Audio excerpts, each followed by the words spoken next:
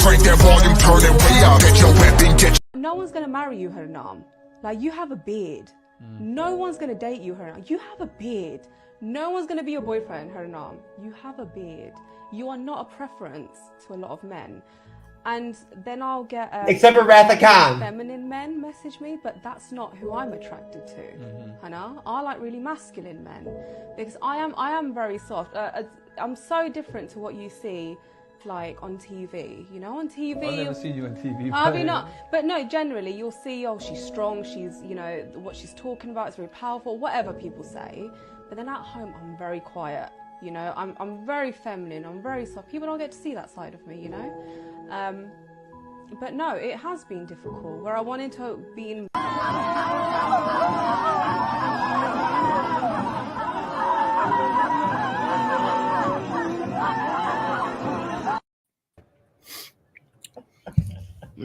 Well, there you go, folks. Welcome to the MCU's Bleeding Edge.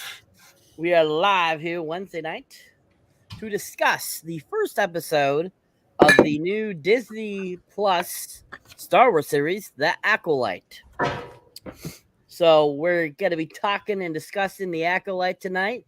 And don't be surprised if we go in crazy directions with this series just in this first episode, folks. So you're in for a wild ride. So keep your ears attentioned and salute out there. Anyways, so of course we have a great panel with us tonight. We of course have my co-host, Mr. Jeff S. TrueKnowledge himself. How we doing, Jeff? Sir, it is a fucking wild time every fucking time I sit behind this fucking goddamn microphone, motherfucker. You know what I'm saying? Every single time, you never know what might happen. That is true. Just like life. All right. So we, of course, also have joining us Mr. Ben. How we doing, Ben? I'm doing great, man. How are you? Good. Good to have you on the panel tonight, sir. Hope you're looking forward to talk a little Acolyte. Of course. Always fun to talk about Star Wars. Excellent. And, of course, we have returning Mr. Jason Leach, or he's going by Darth Leach right now. Yeah, that's good. How we doing, Darth Leach? Doing great. Thank you for having me. No problem. Great to have you back. It's been a while. Looking forward to hearing your thoughts. And, of course, we have Marv joining us tonight. How we doing, Marv? I'm okay, thanks. Excellent. And, of course, we have returning Mr. Wrath of Khan himself. How we doing, Wrath? I'm pretty good, Cyber. How are you? Oh, I am fantastic, sir. Glad to be here to talk about the Acolyte tonight. All right. So just starting off, let's go around here. And I just kind of want to get your guys' thoughts. What was your thoughts going into this series? Were you expecting it to be similar to either of the previous recent series like Ahsoka or Andor? And were after watching this first episode, were you happy or were you let down from what you saw in just this first episode? Starting with you, Ben. Oh, my thoughts were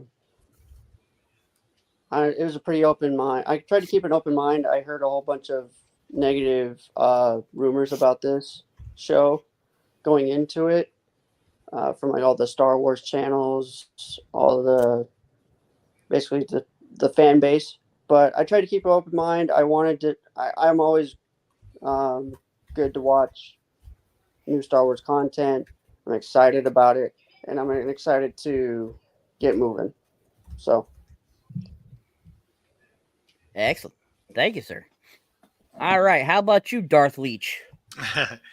I had zero expectations going in. I was reading some stuff online, but I tried to ignore it for the most part. Storyline. I thought they gave a little bit too much away in the trailers, because you already knew there's twins involved and Carrie Twins.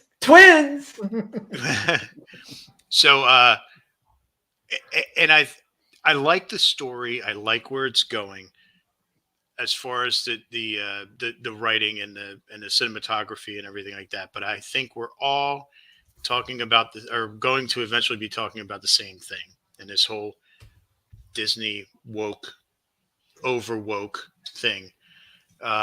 So I did like the story. I'm going to stick with it, but it might be a little painful at times. All right, thank you. Wrath of Khan, same question, sir. So going into this, I was expecting it to be woke, considering that the New Republic books, they were also very woke. So being the first ever show to represent the New Republic, I'm like, this should be no different than the books. Do you mean the High Republic era, sir? Yeah, the High Republic, yes. Yeah, you know those books were actually like also woke. I don't know if you know that. No, I didn't know that, sir, but thank you for illuminating us. Yeah, so I mean, if you pay attention to like the novels, it's like you would already expect that stuff. As for like the timeline and like how things are going, I expected it to be both like a movie where if you didn't read the novels, you can go into it and feel like you understand everything, that you don't feel like you're out of place. But at the same time, if you read the novels, it's also expected that when you see the show, it's like, oh, we left off on here from this previous book, and now the story continues with the show. With the first episode, it was pretty good, I will have to say. I have to give credit to Disney for keeping us hooked throughout the entire first episode. Way better than Shogun episode 1. And I'll leave it there. Okay, thank you. Marv, same question, sir. Yeah, I try to have no expectations at all, and I hate to be the person who everybody's going to fire, laser blast at. But I actually don't know anything about the High Republic at all. Although, I mean, I watched the original films because I'm that old, back in the day. So I don't understand any of that. But it's like everything that I go into. I always try to go into everything with an open mind, not expecting, just expecting something and then finding out what it is at the end of it all. Excellent. Thank you. Sir Jeff, same question. Well, same as everybody else, pretty much. I mean, as far as what my expectations were going into episode 1, I really didn't have any. Like I had the fears, like we've discussed before. You and I have privately, and we've talked about before, like outside of the show. I've had fears about people. And shout out to everybody watching us right now, by the way, everybody in the audience. We appreciate all of you.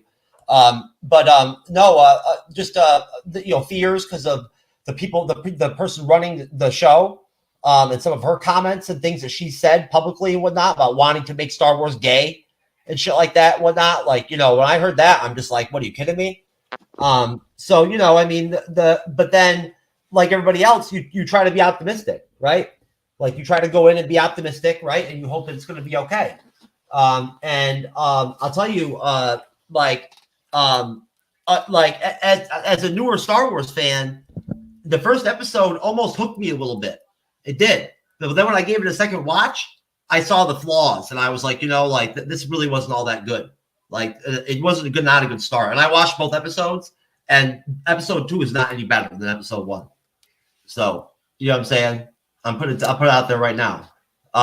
Very low expectations, very low, and just like hoping for the best. And I'll save the rest of my bullets for later on during the show. Why? So I can shred everybody in the panel and win the fucking Shogun Award, baby. What's up? Let's get it, motherfucker. Andre's pop culture guys here. Now I'm ready to fucking go. Andres, what's up, motherfucker? Look who's back. Leech is here. What's going on, buddy? Hey, what's up? Hello, everybody. It's time card. I know. I feel bad we don't have intro music for him. I got rid of that Dr. Phil, intro music when I used to play for him and whatnot, So like the only thing I can really think of that I can play is this. 端からまでね、膝基上を回すこと以外にほぼデータがなかったんですが、ただもんじゃないですね。結構ね、ルイズ・プリモ選手の情報って意外と少ないんですよね。少ないんですよ。SNS でね、膝基上を回しながら戦う姿の動画がですね、めちゃくちゃバズったんですが、そのバズった以上の情報が入ってこないんですよね。そうなんですよ。今度は膝。Now, who said wrestling's fake? Man, right? Explain that. Right. Oh my god. There we What go. was- There's our What was Andres introduction. thinking when he was going into the series? For real. Yeah. Oh dear. So welcome love that. to the fold there, Andre. So I would just go around asking the panel what their thoughts were going into the Acolyte. What are your thoughts, sir?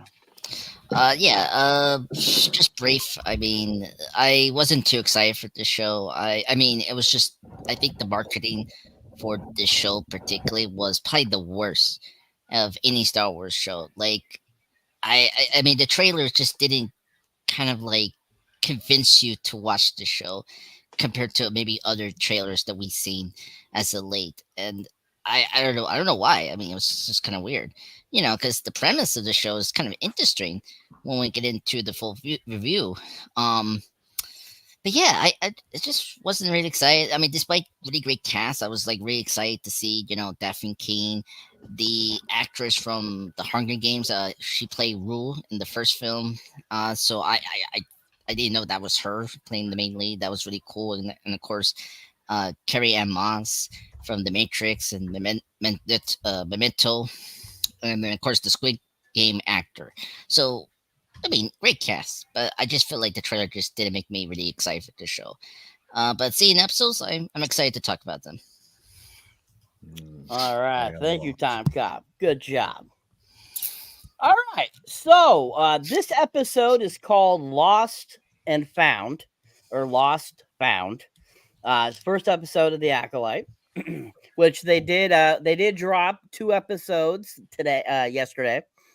For those out there that did not know that, we're doing the first episode for you guys. We'll be doing the second episode next week for you guys. So keep on watching, all you viewers out there. So basically, how the episode starts off.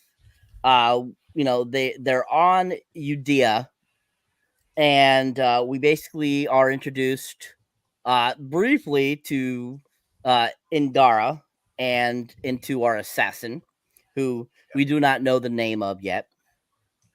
And basically they battle out. And while Indara's trying to save a person that's in the cantina, she gets killed.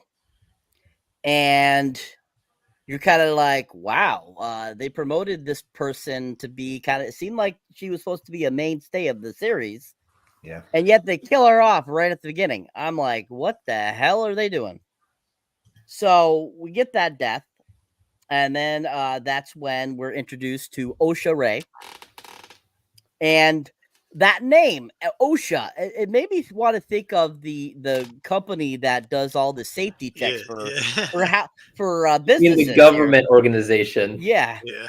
OSHA. I'm like, that kind of sounds like that. So that's just kind of weird. But we're introduced to this character, OSHA. And as we're introduced to her on this space station that she's working at, we get introduced to a couple of Jedis, and they basically are there to arrest her. And because person of her description, her look and everything, is the one that was basically ID'd for killing Indara. And so they're there to arrest her because, with this eyewitness, they can't just go, oh, no, well, you could be mistaken, sir. So they end up arresting her and going to take her to Coruscant. So we'll stop there. You want to go too far. So what are you guys' thoughts kind of that beginning intro of the episode? What did you think about Indara's short little sequence? Were you surprised that she was killed off at the beginning of the episode? What did you think of the action? What did you think about the kind of the introductions of a couple of the characters? And just overall, what did you think about kind of that first segment of the episode? I'll start with you, Marv. Yeah, because we were speaking about this earlier, weren't we? Yes. I had a problem with that because of the use of or misuse of Carrie Ann Moss. Such a great actress in things that she's been in. I mean, The Matrix, for crying out loud.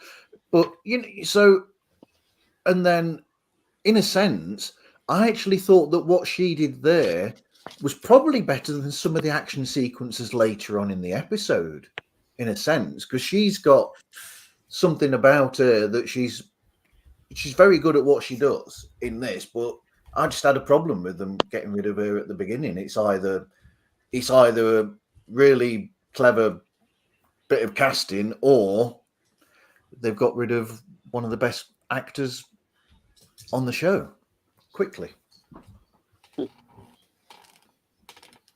Excellent, thank you. Going on to you, Ben.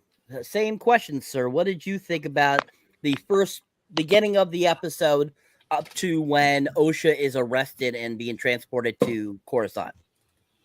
I really like the action with Carrie-Anne Moss. I mean, she's one of the original badasses from my childhood with the Matrix, and seeing her fight like that again was a real treat, I think.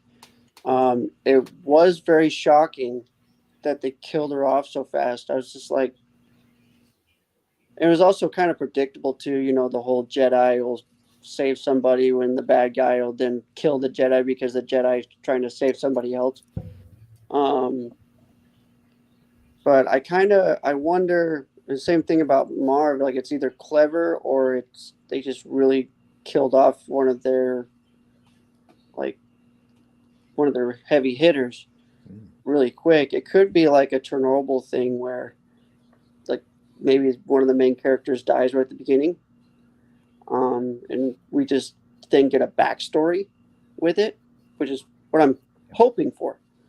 And then leading up to the arrest, I think it was good filling in, like you're getting to know the characters, everything. I mean, I was pleasantly entertained by it. So I have really no complaints up to this point. It's pretty solid so far. Okay, excellent. Going on to you, Andreas Time Cop. Your thoughts, sir, on the beginning of the episode? Sure. First off, the production design for these Star Wars shows have been very consistent, very good. I mean, I dug this, little town they just created. I mean, the creature effects and all that, it hasn't lost really any quality. So I really appreciate that. But yeah, I thought that the Carrie-Anne Moss thing was, I was shocked that they killed it off just that quickly. I was like, what the hell are you doing? First the trailers, this was just like, oh my god, I can't believe they did it. But I gotta hold that thought. I think I agree with Ben. Hopefully during the show, like during these next few episodes, we can get some flashbacks of the main character and Carrie-Anne Moss character, maybe in these flashbacks, maybe hopefully to like expand upon their backstory and all that, and this event they're talking about, that we'll get into later. So but besides that, I thought the action here was pretty awesome. I mean, apparently the showrunner like just wanted her to be in the show, like she wanted her to be Trinity with the Lifesaver, and we got that, and it was so cool. And I was so happy she had green. I don't know if that was intentional, because the Matrix is a lot of green. I didn't pick up on that, but yeah, you're probably right. Yeah, I was laughing, like in my head. I was like, that is so convenient. And of course, the MCU, we're reviewing the Matrix films, and we just got past to the second film, and it's just so weird that they picked the green lights here. That's funny. Yeah, I thought that this main villain was very intriguing. I like the kind of getup she has. It was really very unique. And then we'll get into this other person, maybe the same person, whatnot. We get more of her, being this Grandul, and when she was going up to the ship, I was so surprised they bring back these species. I don't know what these species are called. Nemorians or something like that. Yeah, the Nemorians. And obviously, I'm not a big Star Wars fan. I recognize them because they're from episode 1. You know, they were the main bad guys, Betrayed and I was like, oh, those creatures. You know, not. You know, they're not racist. I mean, that's a good thing. They toned down a little bit with their, Yeah. you know, but it was great to Whoa, see. whoa, whoa, Those. Andres, what do you mean by racist? I'm not gonna get into that. If you want to read, Because it doesn't make any sense. They're just Nemodians. yeah, in the moments. No, but the way they portrayed them in episode 1, it was as if they were like voiced over karate movie. I know what you're talking about. Just did that, and it was like it was just so overly, racial overtones to it. I thought. I mean, think about how they voiced Sebulba from episode 2. Yeah. Wait, Sebulba was in episode 1. Or shoot, who's that guy's name? The one who owned Anakin. Oh, Watto. Watto. Yeah, he was like an old Italian guy. He sounded more Arab to me. Sorry, go on, Andres. No. Well, when the race war starts, he better fucking pick his side, motherfucker. Dude, your friends in South Africa need you more, bro, than the rest of the world if you're going to do this stuff. We'll discuss the race war later on in the show. Yeah. So So anyway, I don't want to bring that up, but it was nice to see these creatures portrayed in a good way. Besides being terrorists in episode 1, but whatever. Anyway, that was really cool. And then seeing these 2 Jedis coming in to arrest her was kind of intriguing. It was kind of funny that they didn't took her with instead of just go to another cargo ship to be with these prisoners. I don't understand that. Like, you think that those Jedis will take her, to get her, because she was, a potential threat. I mean, she killed a Jedi, for God's sake. I haven't gotten there yet, Mr. Andre. Oh. Uh-oh. All right. No worries. You can force choke me like right now. I'm like, sir. We only support force choking in the bedroom. What? Wait, what? No, don't even say that to me. Anyway, just to wrap up, great sequence, questionable decision to kill Carry-On Mons, but I'm gonna wait for the show to maybe pay it off. Maybe, I don't know. But yeah, overall great beginning. Oh, they're gonna pay it off in episode 3, sir. Don't worry.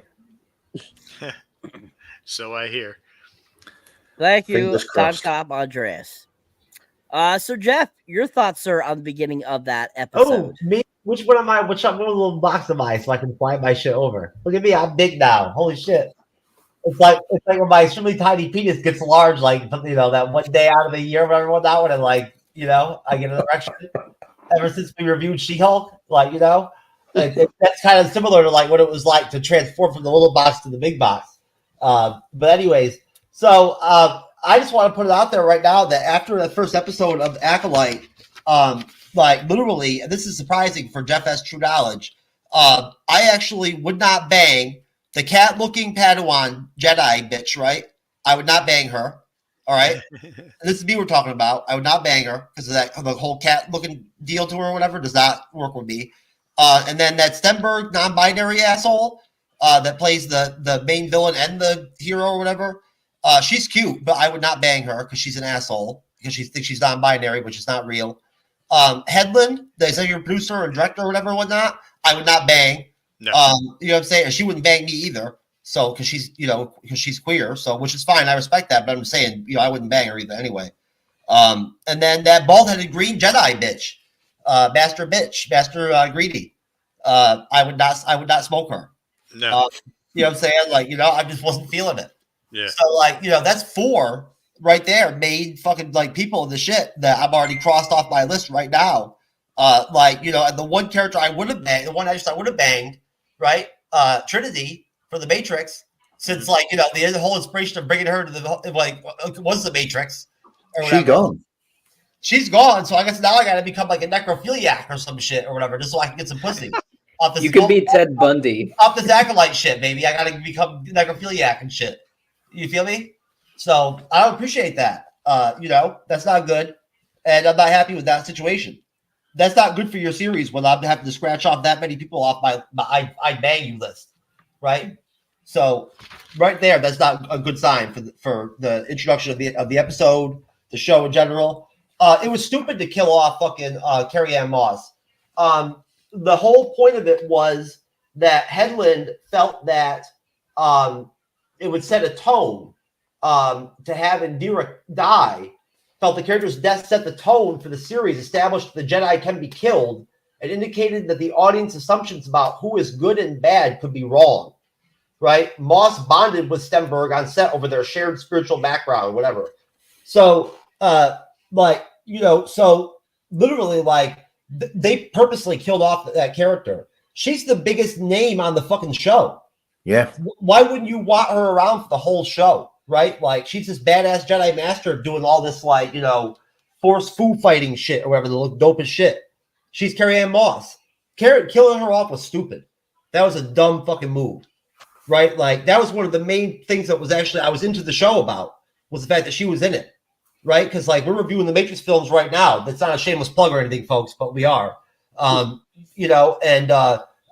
really dig Carrie Ann Moss as Trinity. But, like, the whole idea that literally, like, this Headland person actually inspired the character based off of Trinity from the Matrix, that does not sound very Star Wars-ish to me. Right? Like, I don't get why they would greenlight shit like that. Kathleen Kennedy really fucked up with this series, man. They spent $180 million on this garbage. For reals. $180 million they spent on this. 8 episodes of this. That's a lot of fucking money, man. And they're not going to make any money off that $180 million. I'm telling you right now. Yeah. Look at that audience score on Rotten Tomatoes. That shit's just going to go down. Right? So the intro of the episode was pretty dope. It was pretty solid. The action scenes and whatnot was well shot. It was pretty dope.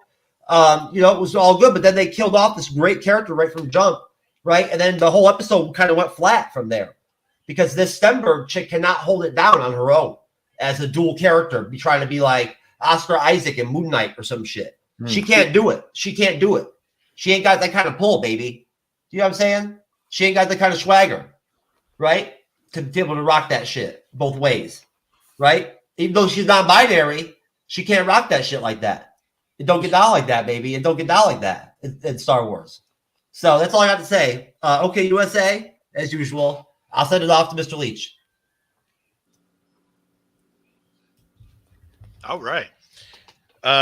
Sorry, I got some notes here, so if I'm looking down, it's what. Hold on 1 second, Mr. Darth Leach. Yeah. I thought I was moderating there, Jeffrey. Oh, So I don't know why you just shoved it over to him, but that's fine. I thought it was his turn. I was just trying to be, helpful. No, I never said it was his turn, but that's okay. Mr. Darth Leach could go right now.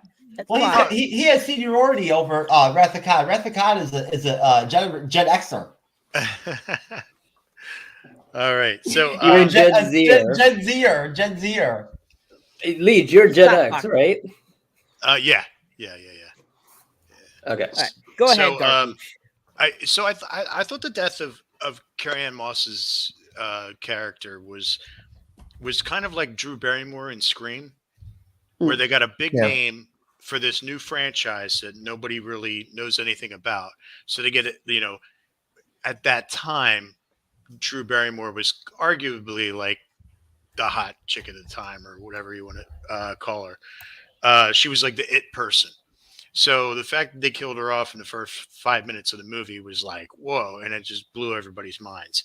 So I think they were trying to look to do something similar to that.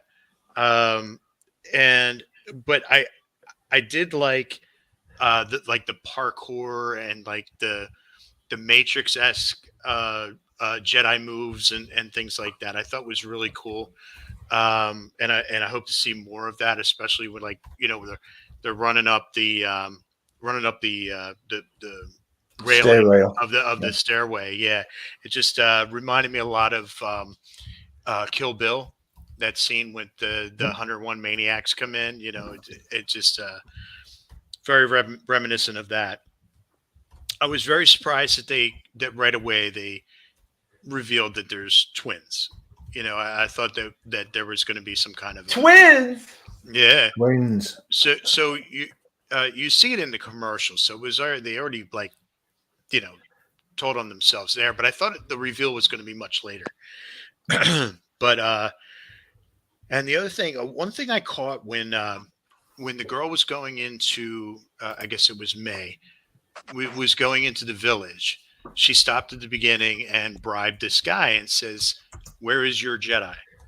Almost as if the Jedi are acting as like a sheriff, maybe, or a deputy for certain areas. Almost like they're keeping the peace there, and they've always been known as the Guardians of Peace. So I had a feeling that Carrie-Anne Moss's character was kind of like stationed there, and because what was the guy's name? Master Saul. He was somewhere else doing this, the same type of thing. And same with the Green Broad. So yeah, and the other thing that I thought was telling was, or a little mysterious, I should say, was when May's tattoo was revealed right here on her head, which her sister does not have. And Carrie-Anne Moss knew exactly who she was right at that moment, and of course assumed that she was dead the entire time. And there was a little bit of a like a facial change in Carrie-Anne Moss, like oh shit, I thought we got rid of all the evidence, or whatever you want to say. So I think the Jedi did something like extremely bad to these girls. And maybe even a larger group. There's flashbacks to a fire. May was assumed to be dead. So I think we're going to see Carrie-Anne Moss again. Just because she died in the first episode doesn't mean that, they're not going to have flashbacks and stuff. Yeah. Yeah. So I hope to see her again. And I'd really like to see more of the like Jedi just kind of set loose type thing. Leech, I thought that facial tattoo was a part of her non-binary shit. You know what I'm saying? Could be. I don't know. I don't follow that closely, man. But that's what I got, Cyber. I've got something coming off what Darth Leach just said. I thought something similar as well with when he was saying about the twins business, and because initially in the opening bit, I thought it could be a twin, it could be a clone, or it could be something else. But the fact that they brought that out so quickly was ridiculous, because it could have caused that sort of like, if they kept that for a long while, it could have got a conversation going online between people and gone, oh, what do you think it is? Do you think it's this, or this? Whereas just saying straight off, oh, she's got a twin, that loses that bit of potential talking point. Yeah, it could have been very mysterious for the, but yeah, they just kind of let the cat out of the bag early. Yeah, I feel that part was pretty rushed, honestly. I agree with you guys. It seriously could have just been a more mysterious thing, like some sort of clue that could have been brought out maybe in like episode 2 or 3. I mean, you look at the other Star Wars series, like we didn't know the history of Din Djarin till the end of the first season. No. So it was just that, but at the same time, you have two different creative minds behind the two shows. One who knows Star Wars very intimately, and then Kathleen Kennedy. So yeah, it's a bit like. Well, there ain't gonna be no Din Djarin saving the day for this shit. It's a bit like in the original trilogy, them just saying in the first film, "Oh, Darth Vader's your dad, and your sister is Leia." Sorry, if you've not watched the original Star Wars, piss off. You're listening to the wrong show. There you go. Excellent point, sir. Yes. If you have not watched the original Star Wars, piss off. Anyways, Wrath, you can beautifully take us out of this last question, sir. So go right ahead, sir. Thank you, Cyber. So let's first start with the very beginning where we just see all these different species. Like that guy in the black cloak with like the weird mask looks like a Jawa, but isn't a Jawa. You got like the Padawan, you got the bartender. Like you notice all these species are very different. It's not like the sequel where it's like, thank you, Jeff. Thank you, Jeff. It's not like the other what do you call it, trilogies of Star Wars where all the species are very similar. Like you'll see a Mongol in the prequel, and then you'll see it in the original trilogy, and then you also see a Mongol in the sequel. No, like this is like entirely different species. And since this takes place in the unknown regions where Thrawn has been residing for a long time, and where the famous Sith planet Exegol is, it's like understandable why you see all these completely different species. And that adds to that whole feeling of you're in this entirely new world. Now, with the fight, it's interesting that May wanted Endara to attack first. And as I look deeper into it, I realized that it's because she feeds off of dark energy.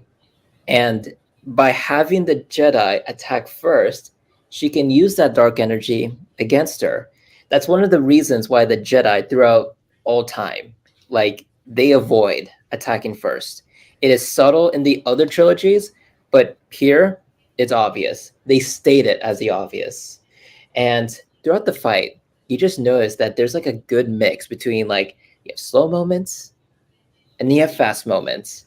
And you see all the kung fu happening, you know, like the people walking up the stairs and doing all these other Circus Soleil tricks. It's really cool. But I will say that what else is there? But yeah, it's a very cool sequence. I actually did like, I will say, unpopular opinion, I actually like they killed the Jedi in the beginning because it gets us interested. If they did not kill the Jedi, it's like, okay, what is there to watch? Like, she ran away. That's the story. By killing the Jedi first, it becomes really interesting. You become not engaged. Yeah, engaged into the series. You want to see justice for that Jedi, that same person who was in the Matrix and other movies. What else? Oh, final thing. If you pay attention closely to the fight sequence, the music, I don't know if you guys know this, but the person who made that music is the same guy who made the music for the movie Us and the movie Get Out. I'm talking about Get Out by Jordan Peele. Yeah. Yeah, I know. Oh, okay, that makes sense. Oh. Yeah, very cool. So I guess Kathleen Kennedy, like, she chose a good music person. I'll give her credit for that. And for the fight scene. And that is all, Cyber. Thank you. Excellent. So we have a person over in the chat here called Cool Bro that has mentioned a few things. He thought he was okay. He says, I'm assuming he, because it says Cool Bro. I like the High Republic era, but it's not easy to kill a Jedi as depicted at the beginning of the first episode. I agree there. Also, he talks about Matt Walsh's There's nothing wrong with Cool Bro with being on Matt Walsh's channel. Matt Walsh is a respected, highly respected gentleman that knows what he's talking about in his field. So there's nothing wrong with whatever, something will be on Matt Walsh's channel. Nobody was saying that, so I don't know why you even butted in there. Oh, okay.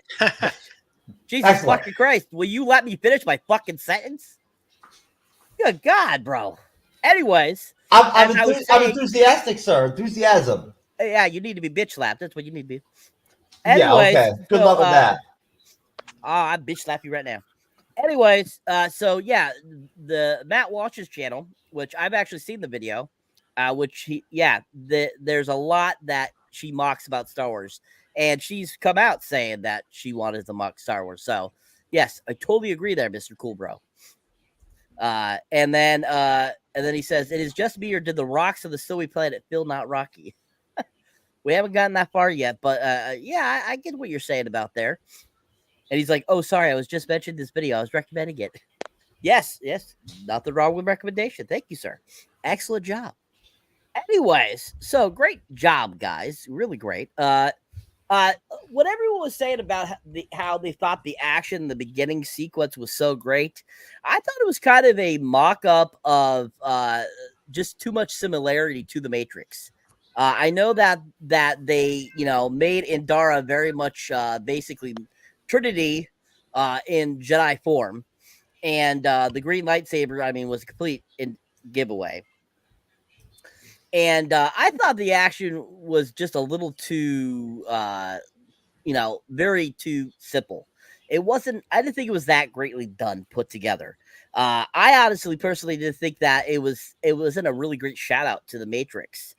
Simply for the fact that the Matrix and Star Wars are two completely different universes. The Matrix is supposed to be about reality and non-reality, whereas Star Wars is complete fictionalized. It's not based on any reality. So those two similarities there that are completely different. So I didn't feel like them trying to play it off like she was Trinity from the Matrix as a Jedi. I just thought that was kind of, as you would call it, it was basically taking something and trying to make it seem fresh, and it really wasn't. And so I just didn't think that it was as great as everyone else was thinking here. But overall, I would have to say that the beginning of the episode, it was pretty much a good indication how the rest of the episode was going to go.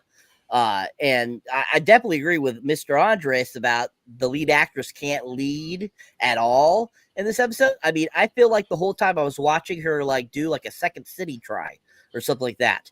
Her trying to portray like a B-rated horror flick. Her acting was. So yeah, I completely agree with Andreas on that. But overall, I think myself, I thought the beginning was okay. And I agree with everyone with, definitely Carrie Ann Moss could come back in flashbacks, most definitely. But at the same time, I agree with pretty much anyone that's mentioned that killing her off her quickly, I don't think was the greatest idea, especially when she's your biggest ticket in the show and what pulled a lot of people in from that trailer too as well. Because I'm guaranteed that most people watched that trailer and they were like, Carrie Ann Moss, hell yeah. I'm down for this. Like Mr. Leach had brought out about the Drew Barrymore thing from Scream 1, where, basically, if you don't know, she purposely asked them to kill her off at the beginning scene. She said, I'll do this if you kill off my character right away. That's why they did that for that film, because she said that she felt because she was such a high power compared to all the other actors and actresses in the film at the time, that she didn't want to take away from those actors and actresses because they were going to do an upcoming, people. And so she decided, I'll do this if you kill me off right away. So I don't think that was the same thing going on with the Acolyte here with Carrie Ann Moss. I don't think that was the same thing, but I get what Mr. Leach was talking about there. I totally get that. But overall, I think that, majority of this episode really was told in this first little intro, giving you an idea of what you were looking for towards the rest of the episode. So great job, everyone. Great job. But they've got her all over the promotional pictures as well. So you go on to Disney Plus, onto the page that's for the Acolyte. She is the main person that's there on the thing. She's bigger. Her image is bigger on that than everybody else on there. So they're deceiving by saying that she's a major part of it, unless she comes back in like flashbacks or whatever. But that's the same thing with Drew Barrymore. Like, if you look at just the first film of Scream, I'm sorry, you get the first Scream poster, Drew Barrymore's face there, but so it's the thing with the Scream, that opening shock you. It was supposed to shock you that this actually happened, and it makes the film of the universe more grounded and more terrifying when you go along in the film because of Ghostface. But here, Raph brought up something. He liked it because it set up the stages of the story.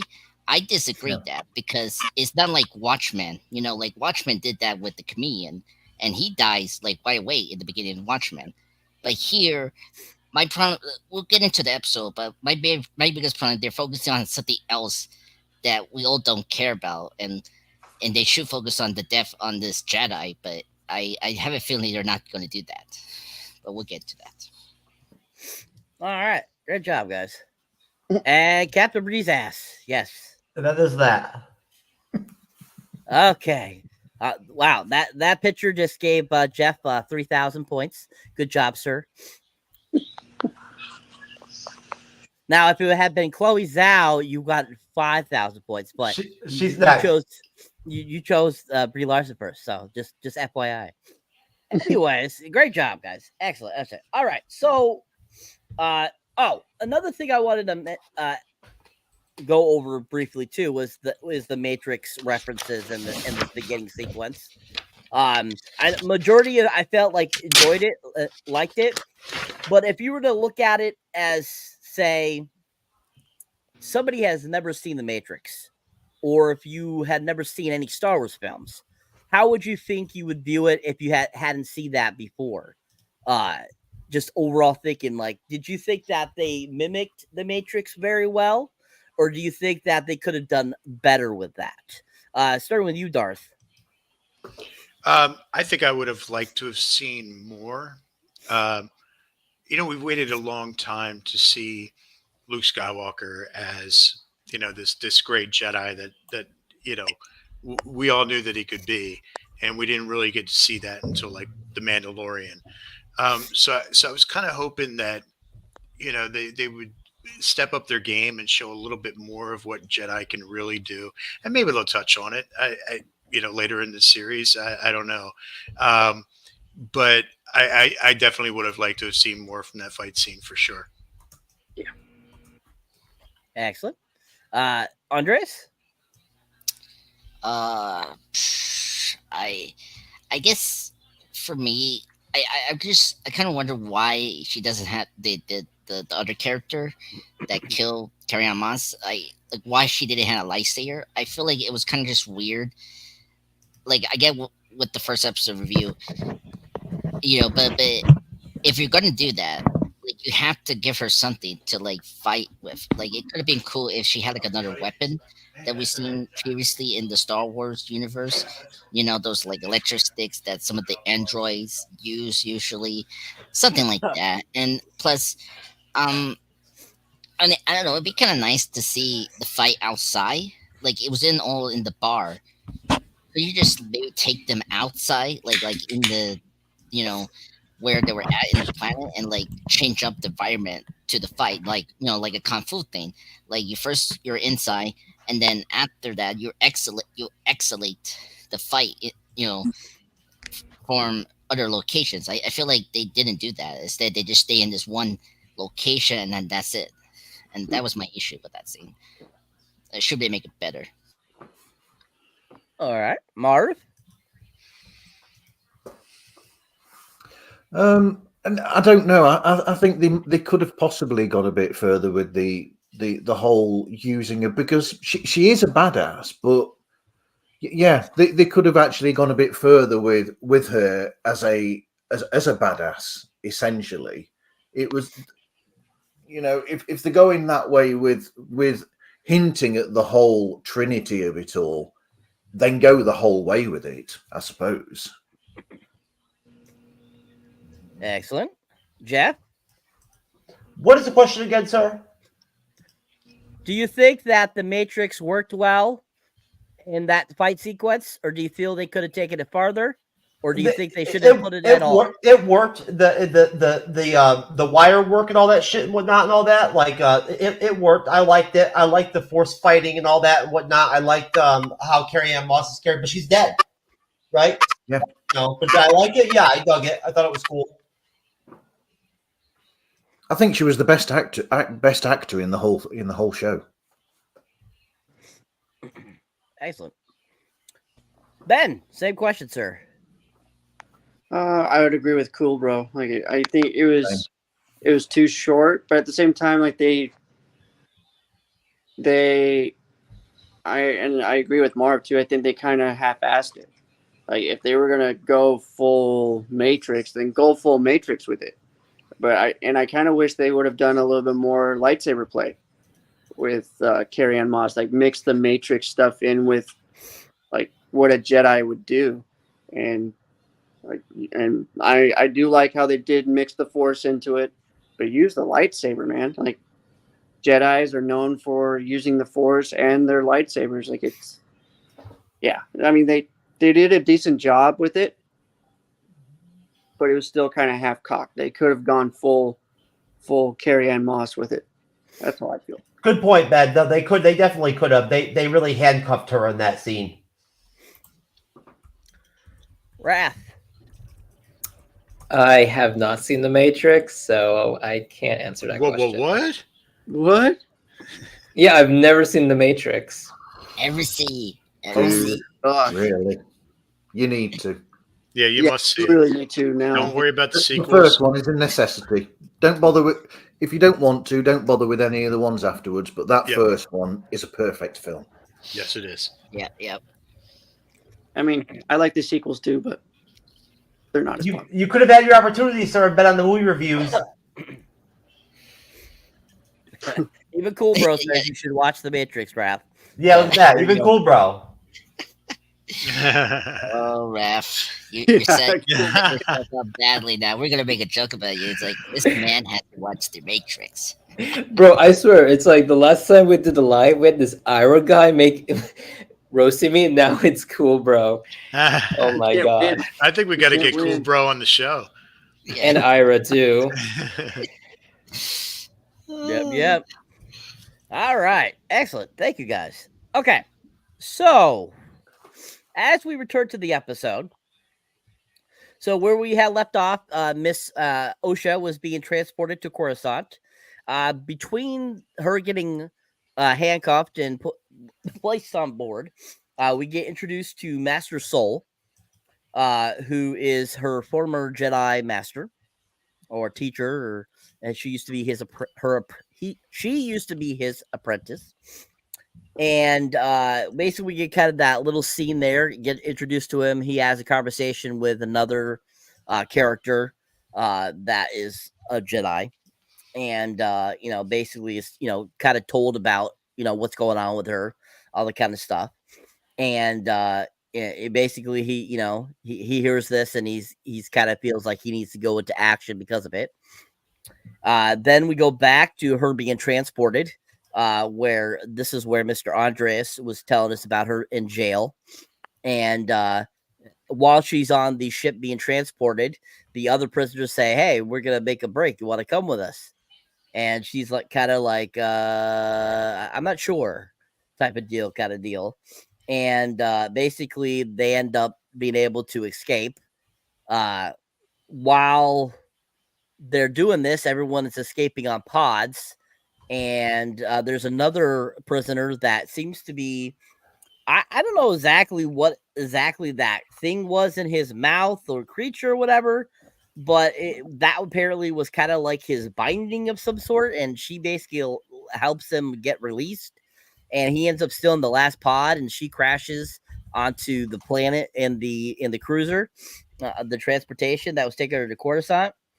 And I thought that was kind of interesting how they had like that is like in a prisoner thing, this like creature that as your like binding or whatever you want to call it. It almost made me want to think of the egg layers and aliens that the face huggers that implant the alien into you. So that was kind of, I'm like, seems like an alien reference a little bit to me. Well, they own that franchise now as well. And so basically that ship ends up crash landing on the planet that we're going to be going to, which is called Korlak. So after the crash, it's called Karlak. Yep. And she wakes up on Karlak and basically is like, what the hell, what happened, kind of deal. And basically from there they find it goes back to to Soul, and he finds out that where she's being transported to, and basically given the go to be able to take a little team to go find her, because they find out that the ship has crashed on Karlak. And so he gathers up his little team. He's got his Padawan with him, and then he gets that one other gentleman that was a part of the Jedi party that arrested Osha. What's his name? Yord, right? Yord. Yep. Yep, Yord. And I don't know who came up with that name, but Yord just sounds weird. Either make it Yard or Lord or something, because that Yord just does not make sense to me. It just seems like such an odd name. Like, this is Jedi Master Yord. Like, I don't. It doesn't sound cool to me. Come up with a better name. But anyways, he grabs his little clan of that people, and they start making the way. So we're gonna stop there. So, what are you guys' thoughts on this section of the episode? What did you think about the name Yord? And what were your thoughts on the whole setup of the traveling prison? What did you think about it? Did you think that was cool looking? Did you like how that guy was being kept in his cell and all that kind of stuff? So what were you guys' thoughts on that? I'll start with you, Jeff. I was going to say, put the bunny back in the box. Okay, so my thoughts on that part of the episode, going up to, I forget what. Just to be clear, what is the cutoff line completely, sir? After Soul groups together his little ragtag team that's going to go after Osha. Okay, so again, I don't like Rebecca Henderson's Vernestra Rowe character that much so far. We'll see if that changes. I know that she has like a really cool like lightsaber whip, and I want to see her like use the lightsaber whip. But besides that, I'm not digging her so far. She comes off like a bad guy already. Like you get the sense that like she's already hiding something almost, right? Like there's obviously something going on.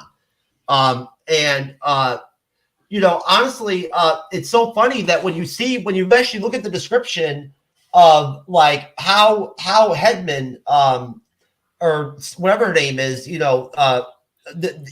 out the show, when she talks about Amanda Stenberg that plays Osha and May, she actually says that the yin yang aspect of their dynamic is supposed to be the concept of it. It's supposed to represent May represents the yin, with Stenberg describing her as intuitive and acting based on emotion, while Osha represents the yang with a more masculine facade, hiding her fragility. Notice the word masculine, playing off the non-binary shit. So it's woke. It's woke bullshit. Like it's all inspired by woke bullshit. This whole deal, this whole dichotomy with the twins deal and all that and whatnot is inspired by woke garbage. And I don't like that shit. I like the Jedi Master that the guy from Squid Games plays, Soul. He seems pretty dope. I like seeing him with his with his students and all that, and then seeing him interact with the other characters and what we've seen so far with him. I've enjoyed him so far.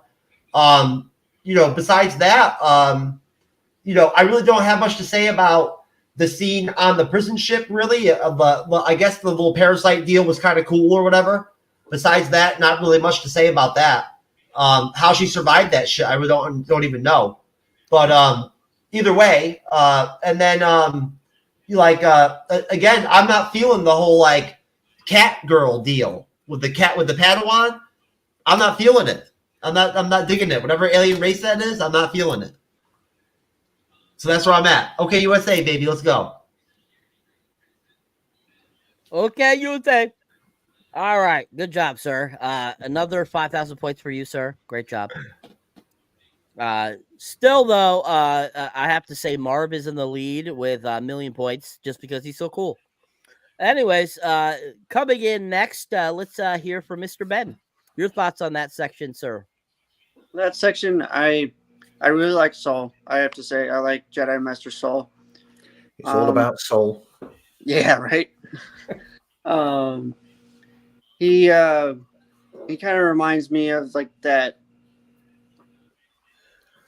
He's the grounding character for the Jedi and all this.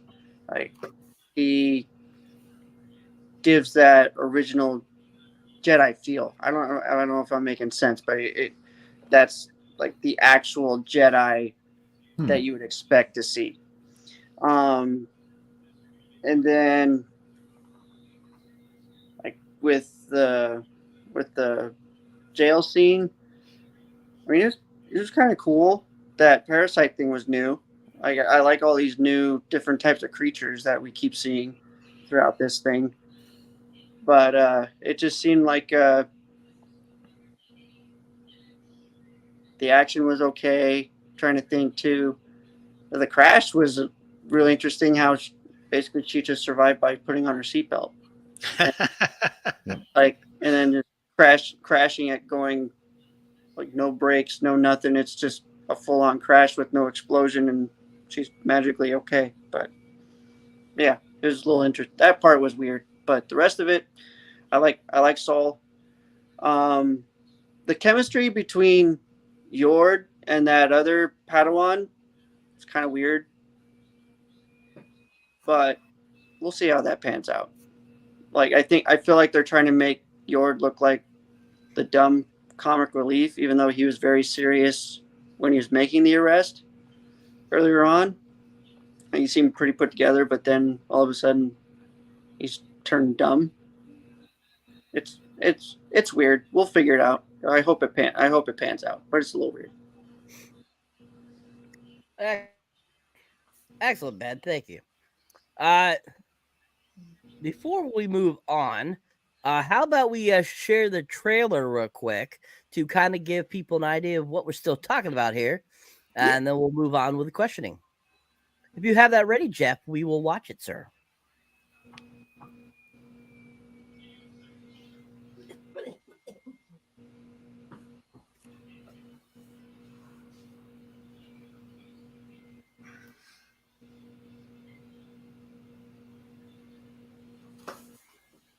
I'm muted. Sorry about that. Cyber, I don't know why, but I deleted the fucking Acolyte trailers. I have no idea why. But while you quickly look that up, Jeff, just a response. You know, something that is interesting with what you said then about the character of Soul is that when you go back to the original concept of Star Wars originally, the character of Ben Kenobi, they were originally looking at Toshiro Mifune, weren't they? The Japanese actor who was in those great Kurosawa films. And they were looking at him to play Ben Kenobi. And you know, when they use Oriental actors in the Star Wars universe, I'm reminded of that, and it's sort of like the whole Eastern mysticism that George Lucas based the Force and the Jedi Knights on. That's something that I always find fascinating, and I really wish that they'd have a character that was that way, that was that works. And this guy, I'm hoping for more from him in the rest of the series. I will be honest. Yeah, same. Like I feel the exact same way. I hope we get more of his story, more development with him. And honestly, I'm excited to see the relationship with OSHA and him. Like, I want to see more depth on that if we get it. So it'll be interesting to see where the direction that they take with Soul. He's my favorite character so far, honestly. No, agreed. He's pretty much the best part. All right. Okay. Andres, while Jeff's still looking for the trailer, how about you give your thoughts, sir? Sure. On that section. Yeah. Speaking of Soul, I think Master Soul is fantastic actor, fantastic character for this Star Wars universe. As you know, as one of our guests here brought up about the initial concept that George Lucas did previously for the first film. Getting one of those like the actors from the famous Japanese film. And I think that's kind of cool. We're kind of getting that here with this guy, because he is balancing like what Kenny, not going back to Kenny Moss, but her and him are doing what makes a Jedi master should be: very calm, very wise, and I think both those actors really do well.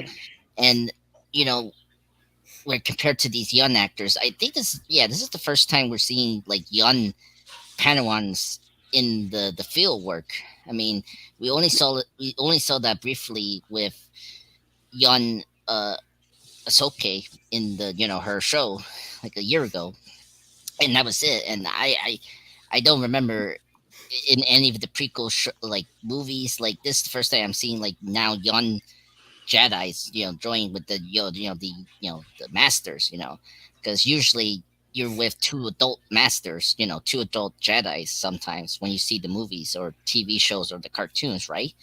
And yeah, it's just with those young actors, they cannot pull off that like stern, like very stern and very mysterious kind of present that like Saul has or what Carrie Ann Moss had in her sequence. It just doesn't work. It'd be fun that they just played the opposite, where they were just like fun kids that they think that the Jedi is cool. They're like now, police, cosmic, troops, And I don't know. Like I didn't like the direction they gave you the character Yard, and then Daphne King's character to be stern and like very serious. Like no, Andres, I've got the trailers ready and whatnot and everything. If you want to cut off what you're saying, I'll go ahead and drop one. Okay. Jeff, Cyber, of course, the prison break, very interesting. First off, I mean, two things. Like, yes, the sequel thing was stupid. The thing that was also stupid was the androids, like autopiloting the ship. What the hell? Get people autopilot that. You didn't know that one of those criminals was a AI, and he's like he would do like a techno path thing to your androids that's shipping the ship and stop the hyper jump, whatever you want to call it. I'm sorry, Star Wars fans. And I just felt it was so dumb. I thought that escape thing was bizarre, but yeah, that creature thing was interesting. I that was kind of cool way to calm down these very violent criminals. But yes, that's all I have to say. Thank you. Last night, a Jedi was murdered.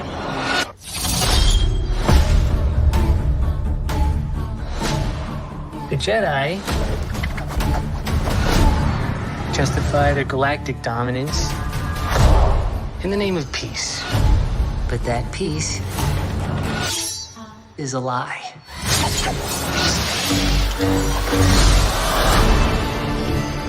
Jedi are being hunted.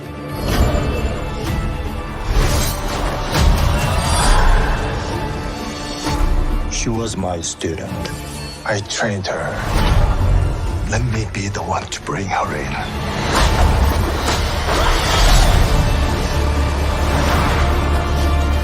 I sense this is only a small part of a larger plan. Some sort of shift to tip the scales. It's time to face the past.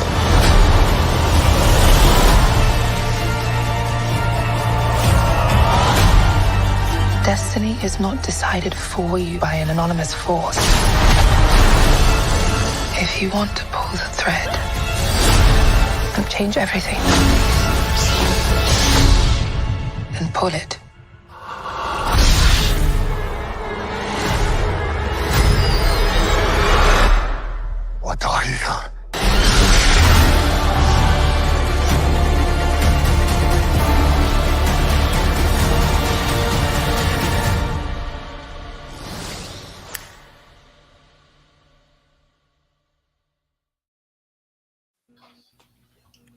Excellent. There you go, folks. A little trailer to get you back into the spirit of the Acolyte. Awesome. Awesome. All right. So getting back to the questioning here, going over to you, Darth Leach. Your thoughts, sir, on that portion of the episode?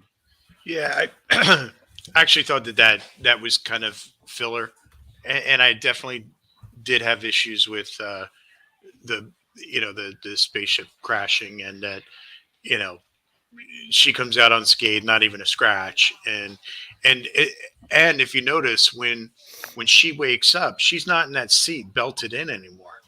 So somehow she busted out of there and got all wrecked up, but not a scratch on her. I did like Master Saul. I think he reminds me a lot of like a Qui-Gon Jinn. Just very wise, and nothing surprises him. It's he just takes it as it comes, and you know, yeah, just very Qui-Gon-ish. You know, other than that, I don't know that I could add anything more than has already been said about that scene. Agreed. Excellent, sir. Thank you. Wrath, your thoughts, sir, on that sequence of the episode? Yeah, so let's see. Okay. So when we go to the Jedi Temple and we meet all these Padawans, one thing that sticks out to me is they're all presented like as if they're straight A students, which is something that you don't normally see with Padawans in the prequel trilogy, the main trilogy, and the sequel trilogy. So I thought that was unique. I also liked how in the discussions between the bald green lady and Master Soul, you get hints that the Jedi, they are starting to get tangled into politics. And whenever you enter the prequel, you notice that the Jedi are very involved with politics. So this show is just showing that these are the early stages of the Jedi entering politics, and they'll later become super political in the prequel trilogies. What else? Also, did you guys know that the actor who played Master Soul, I did not hear anyone else say this, but did you know the guy who plays Master Soul was also the main character of Squid Game? I never heard anyone here say that. But what he's from Squid Game, yeah. Talked about it earlier. That was mentioned when you went. Oh, when I was gone. Okay. Yeah. Never mind. Never mind. All good. Let's see. What else?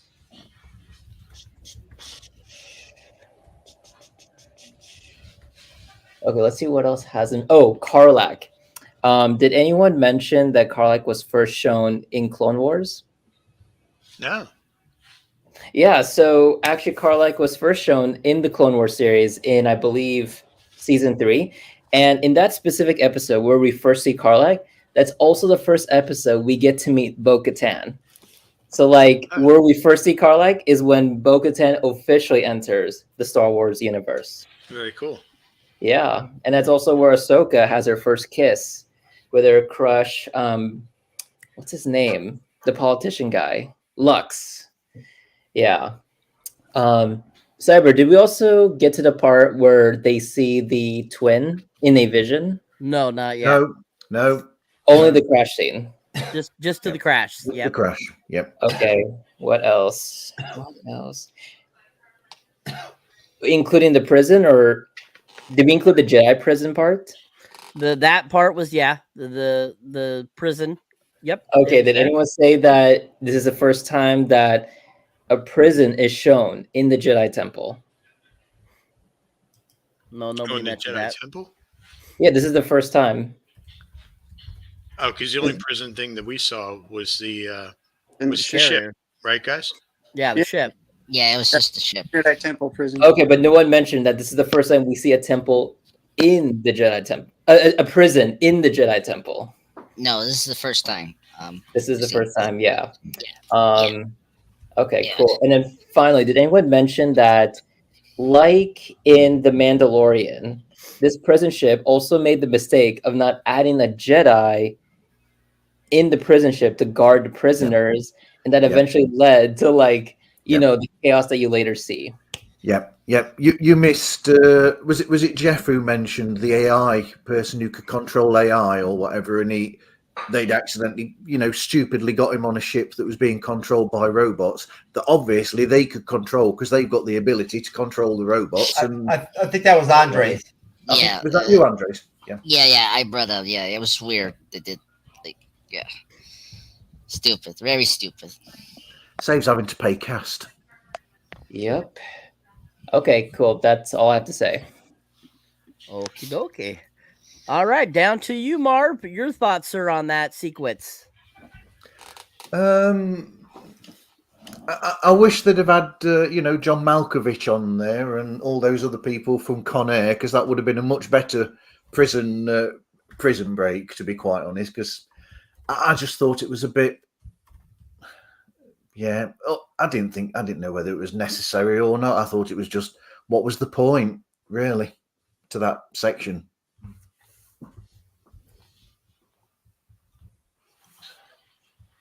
Anything else about that whole sequence, including the crash onto Korlak or anything like that? Yeah, like everything's been pointed out, really. That I thought, like she seemed to be absolutely perfect. Her hair was perfect. Everything was perfect when she landed, and she somehow or another got out of there. Yeah, was she protected by the Force or something? Trying to make things up here. I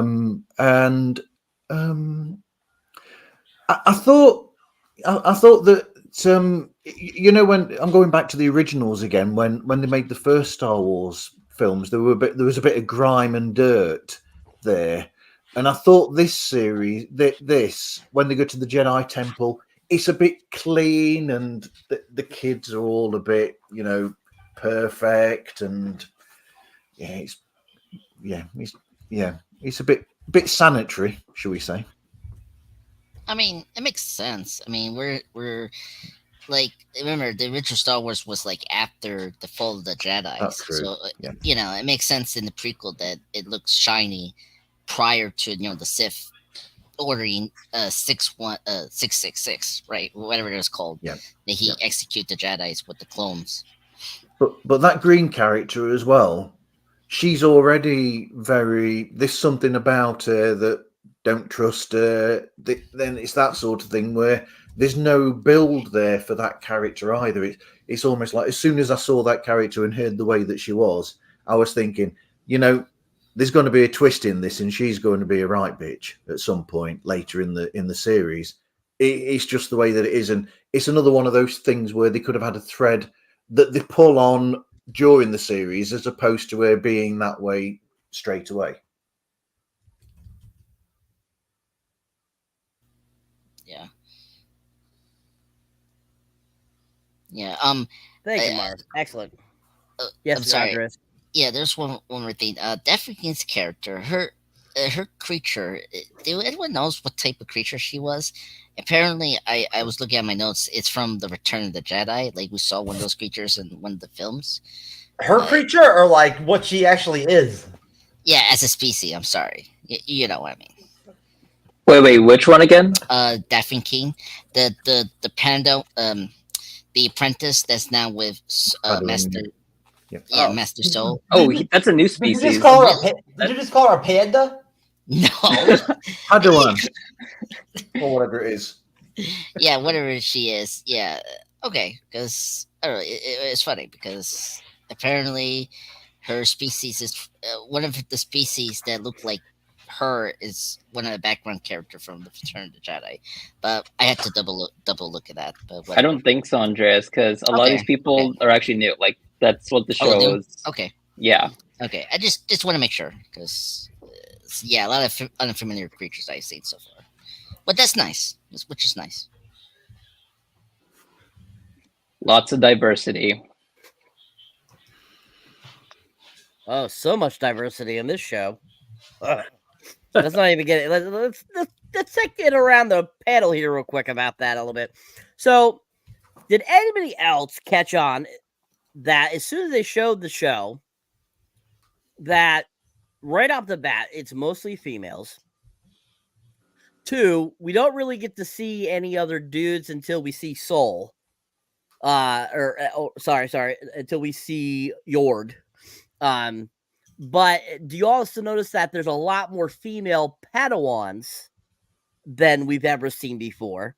Now, we have in previous films, like especially Revenge of the Sith, when Anakin goes to kill the Padawans at the temple, we do notice that there's a mixture of female and male Padawans there.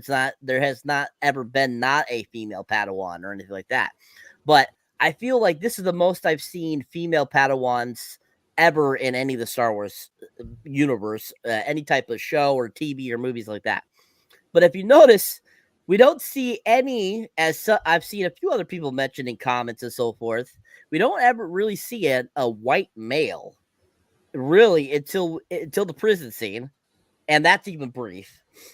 But all the characters are either African American or Asian or whatever you want to, several different types of races, let's just say. Which I feel in the past that really has never been a issue with the Star Wars universe. We've always had all different types of different races throughout the whole entire, Star Wars universe. So I don't see that as a problem.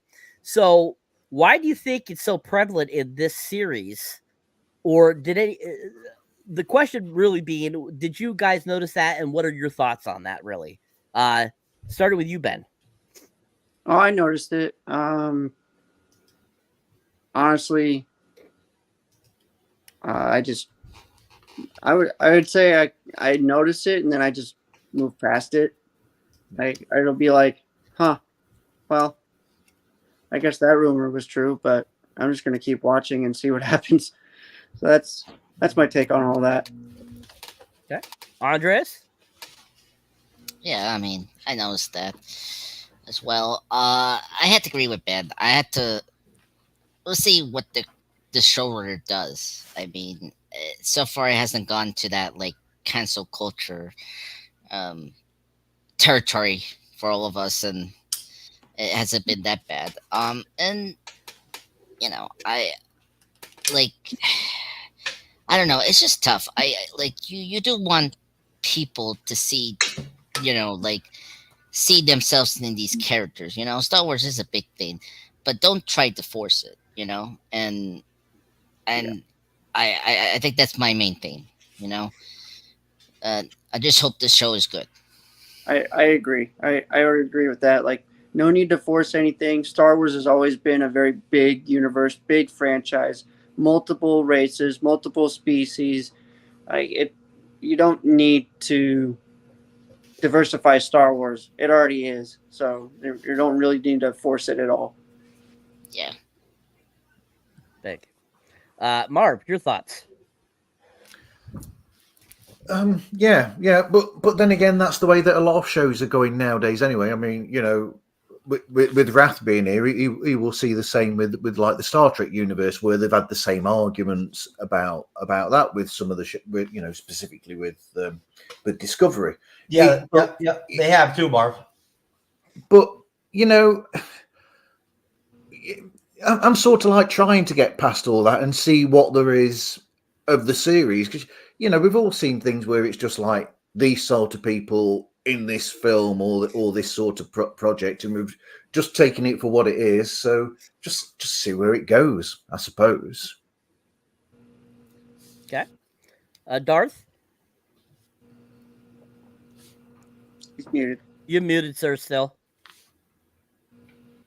Thank you. I feel bad for any actor that happens to be straight, white, and male, because it's going to be really hard to land roles. I'm all about diversity and everything like that, and inclusion of people, and I don't have a political affiliation. I just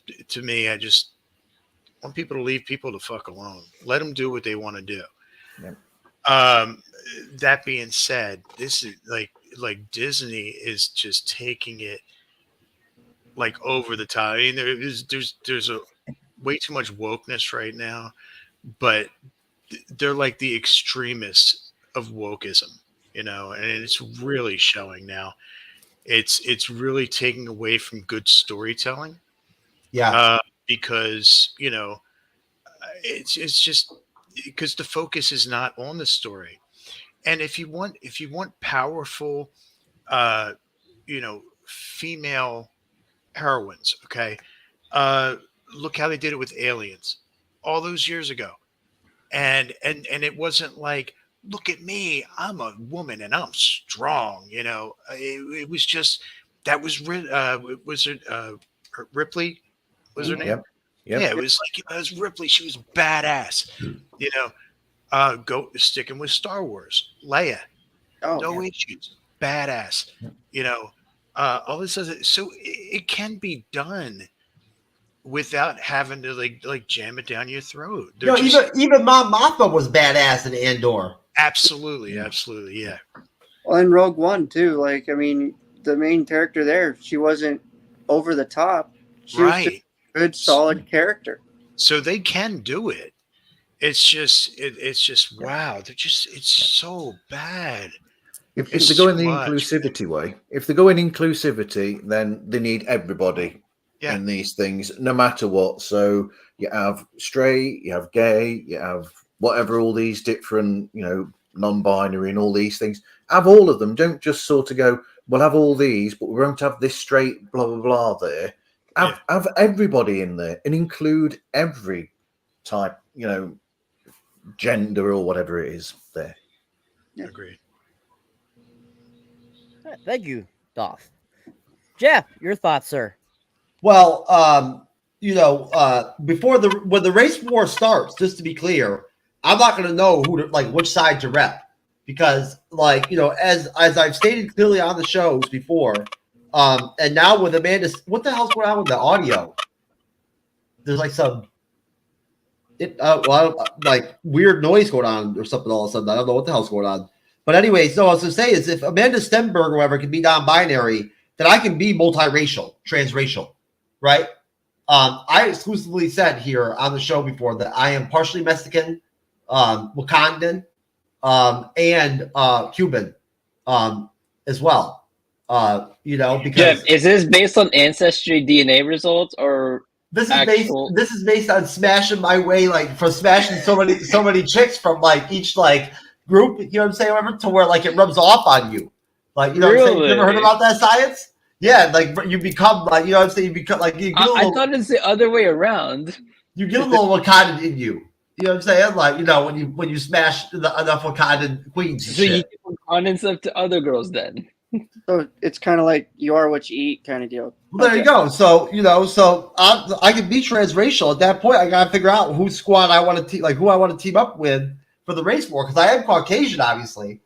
You know, folks, I don't want to try to confuse anybody. You know, but, you know, I have to figure things out, make some alliances and shit and whatnot for the race war. Because the chat today was lit about the Acolyte. Shit was lit over all this bullshit. All I got to say is that what's next? Is She-Hulk going to be episode 3? You have She-Hulk coming, that bitch? Episode 3, She-Hulk comes out with a Jedi with a lightsaber. Right? There you go. You saying the Wookiee is a She-Hulk? Who's the She-Hulk? Tell me. She-Hulk's going to be episode 3. Was it the Wookiee?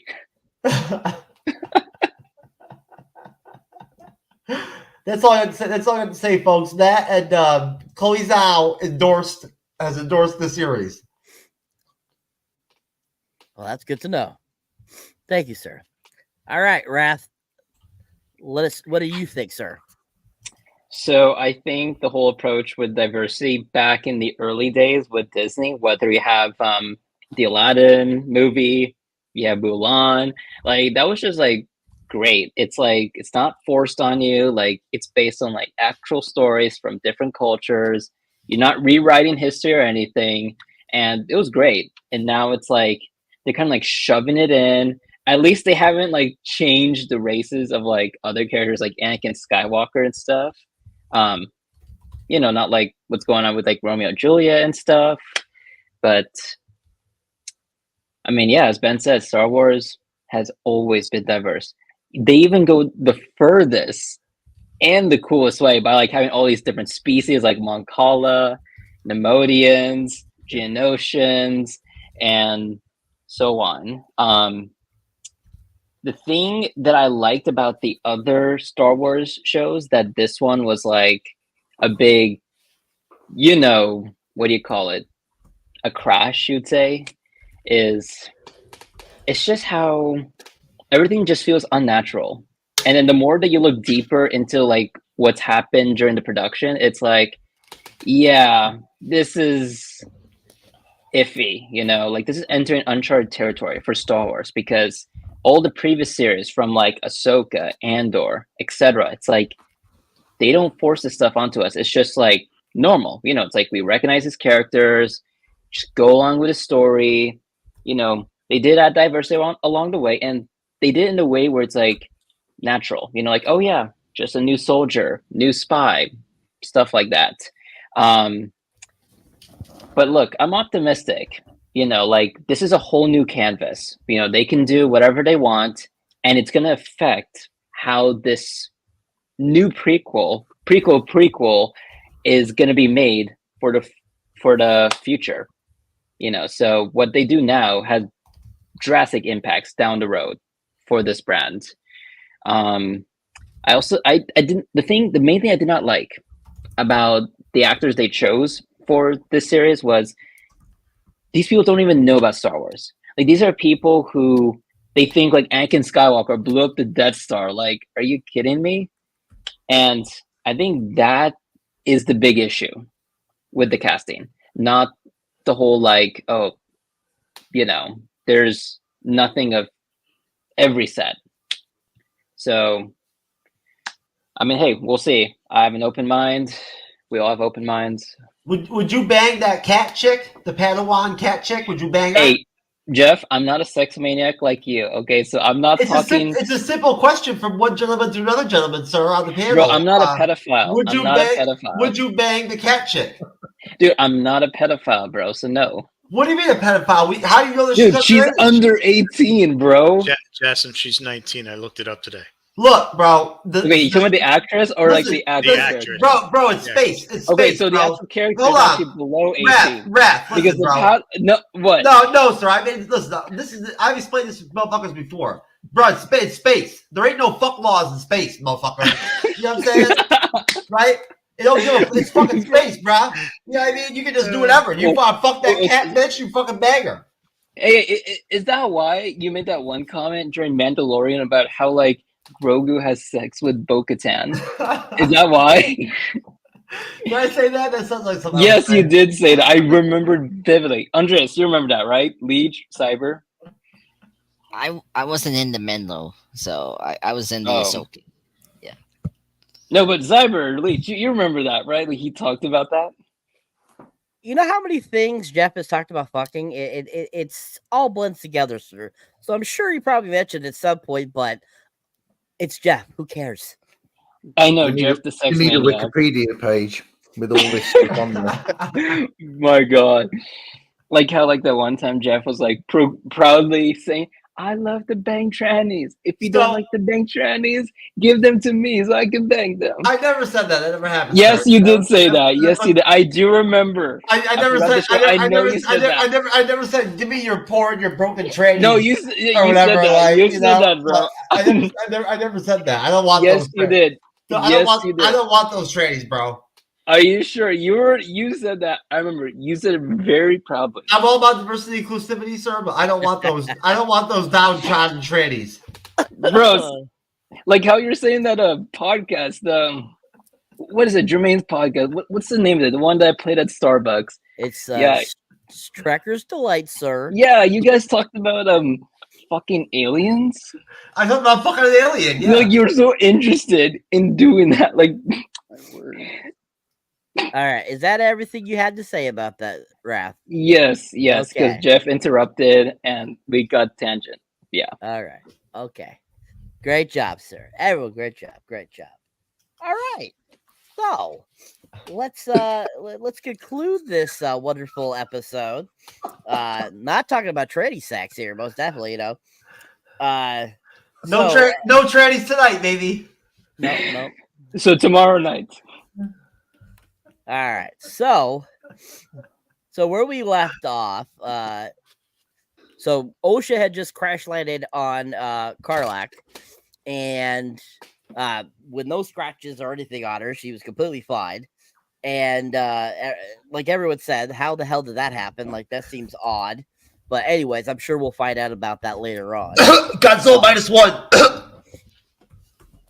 What about Godzilla -1? It's just like the chicken Godzilla -1 that like got blown away by the atomic fucking breath and shit, whatnot, landed in a tree, and like somehow it's alive at the end of the movie. Oh yeah, that's awesome. Okay, So after she has woken and realized where she is, she starts to get up and make her way to figure out what to do. And in the process of this, that's when all of a sudden she starts seeing her sister, or twin sister, May. But she's seeing her as a younger version of May. We're not seeing adult May. We're seeing, last time she saw her, thinking she was dead, May. And so,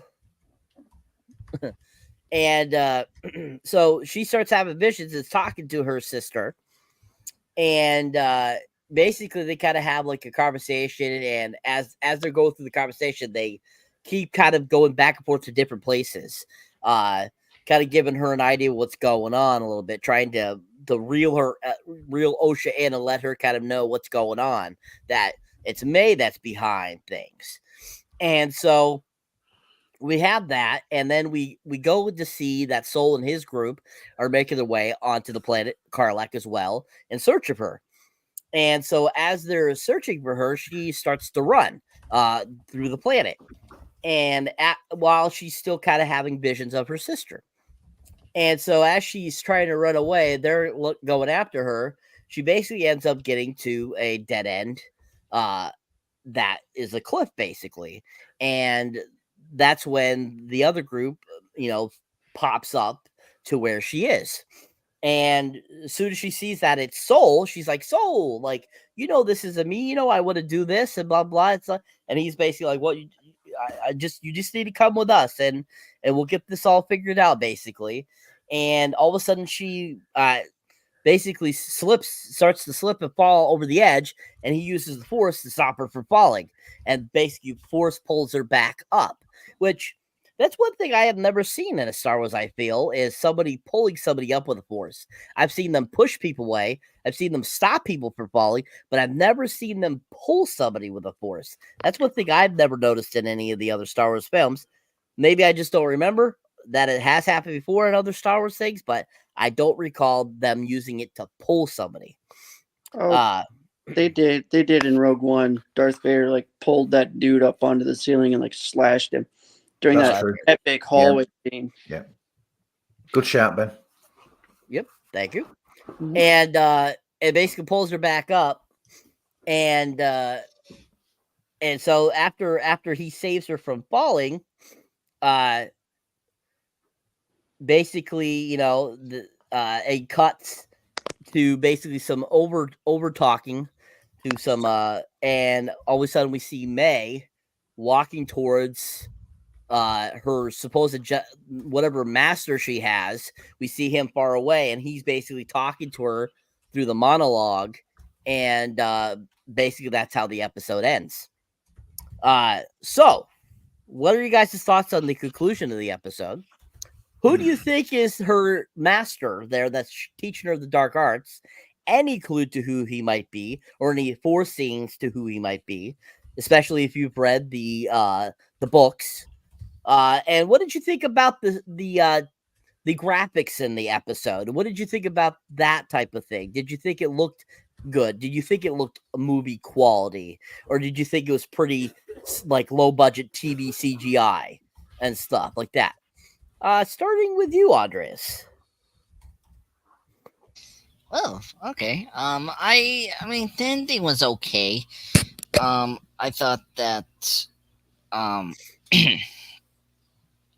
it, kind of just revealed the thing that we were kind of aware of was the twins, and so I thought, I don't know what you guys were thinking. I thought, hearing from what the showrunner was saying, it was going to be a villain point of view. I thought it was going to be a psychological, like, it wasn't a twin. It was actually her, in that, like, she had this, like, split personality. Like, I thought that was the direction they were probably going with this May and the other twins, the main hero.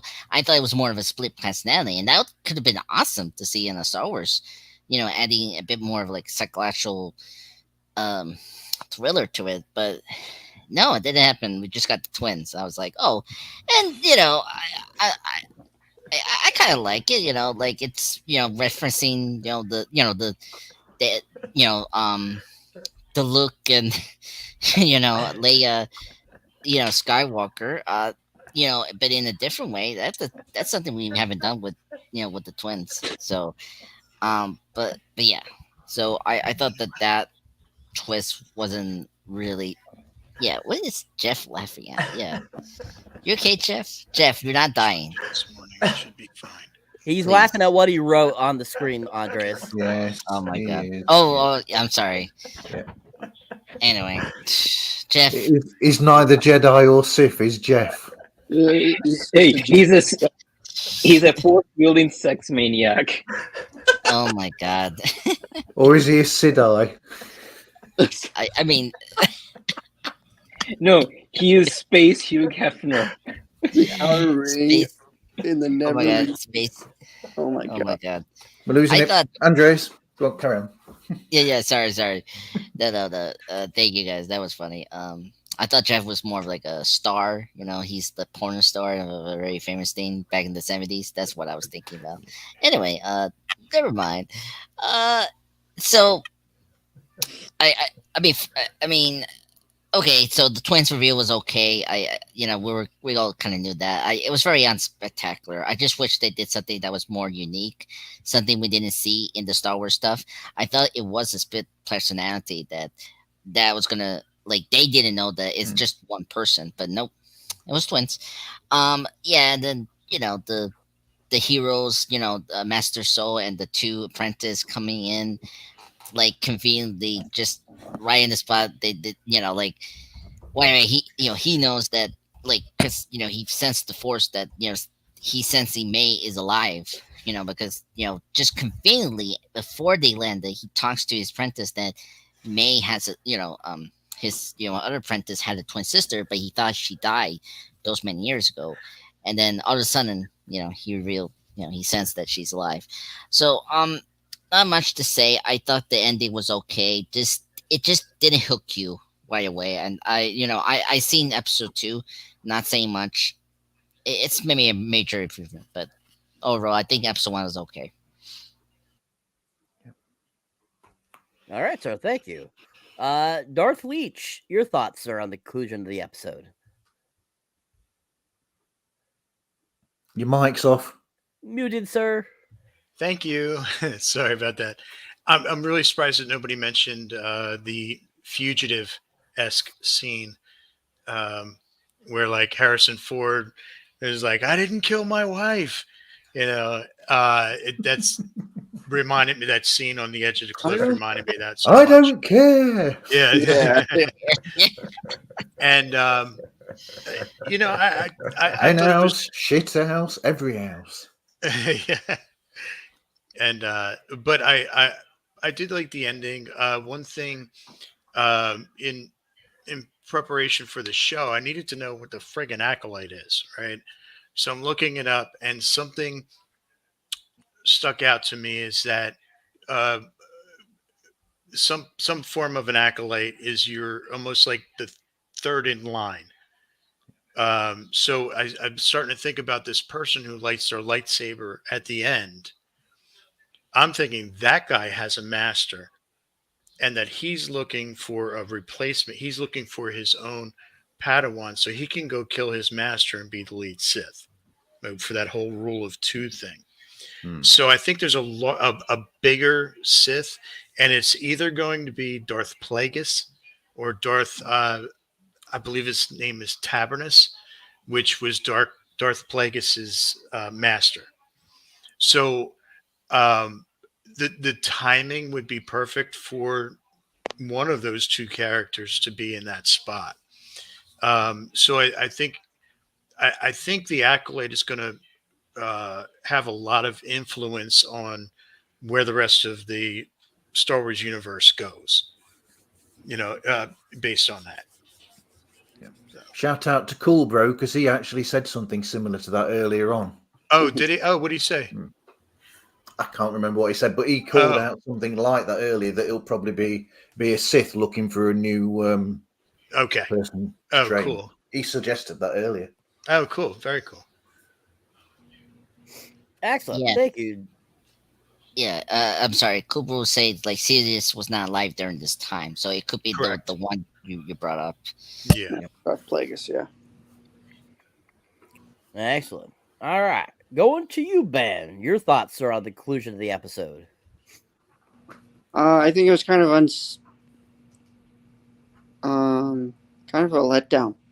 Honestly, like the way that they revealed that it was twins. Because I was kind of hoping what Andreas was hoping for, you know, like the split personality. Like, oh man, maybe she just doesn't know what she did and she did it anyway.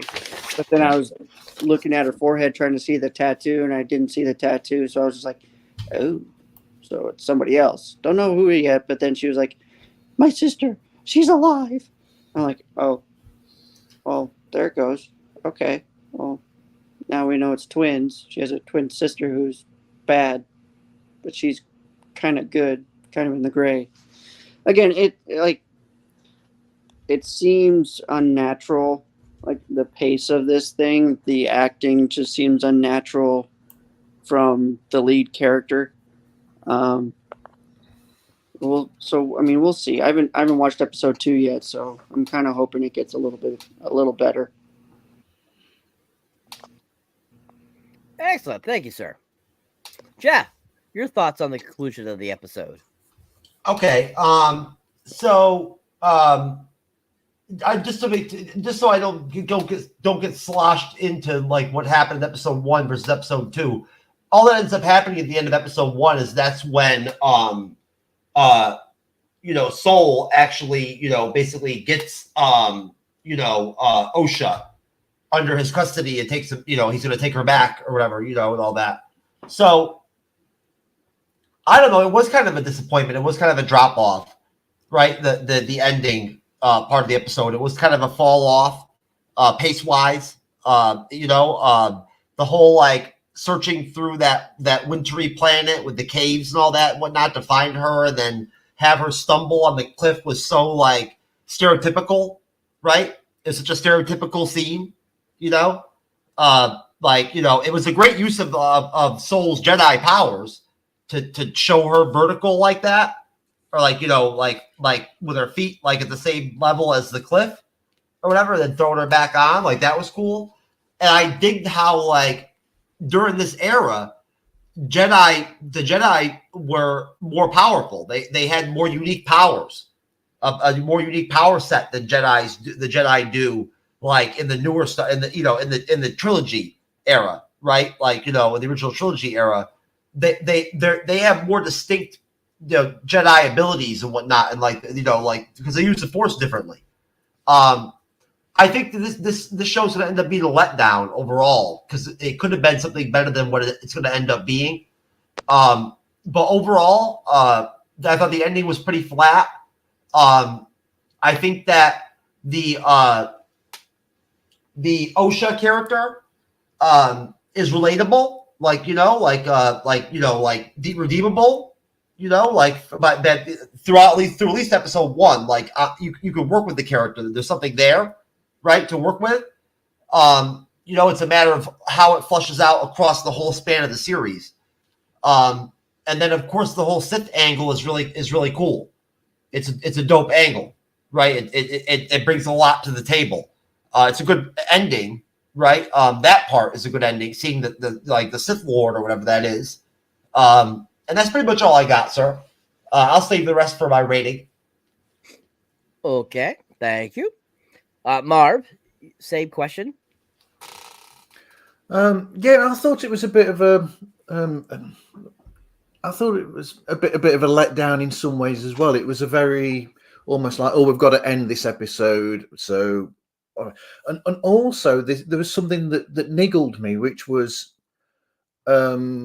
where Sol was saying, she had a sister, but her sister died 16 years ago. This and other, and all that, and then all of a sudden, OSHA is saying, "Oh, it's my sister," and he's like, "I believe you," and it was like a really quick believing. I believe you. It's like, hold on a minute. Only the previous scene, you were saying that character's dead, and it must be OSHA, and now you believe her and that it is her sister. So that that did irritate me, that bit there, because it was just a quick switch that niggled me. Other than that, I mean, yeah, I just thought it was a bit of a damp ending, and wow, wait till you see episode 2, you lot that haven't seen it. Yeah.